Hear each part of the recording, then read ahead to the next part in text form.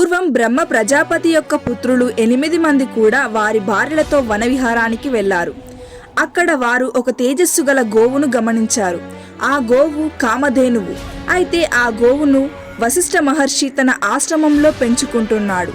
ఈ విషయాన్ని తెలియక బ్రహ్మ ప్రజాపతి యొక్క పుత్రులు 8 మంది కూడా ఆ గోవును దొంగతనం చేశారు. ఈ విషయాన్ని వశిష్ఠ మహర్షి తన దివ్య దృష్టితో గమనించి ఆ గోవును తస్కరించినందుకు వారికి ఈ విధంగా శాపాన్నైతే పెట్టాడు. మీరంతా భూమి మీద మానవులుగా జన్మించండి అంటూ శాపాన్ని పెట్టాడు. ఈ విషయాన్ని తెలుసుకున్న బ్రహ్మ ప్రజాపతి యొక్క పుత్రులు వశిష్ఠ మహర్షిని వేడుకోగా గోవును దొంగతనం చేయడానికి సహాయం చేసిన వారు 1 సంవత్సర కాలంలో తిరిగి స్వర్గాన్ని చేరుకుంటారు. ఎవరైతే గోవును దొంగతనం చేశారో వారు మాత్రం కొంతకాలం పాటు భూమి మీద బతకాల్సి వస్తుంది అని శాపాన్ని పెట్టాడు. అప్పుడు వారు గంగాదేవి గర్భాన జన్మించారు. 8వ వాడు భీష్ముడు.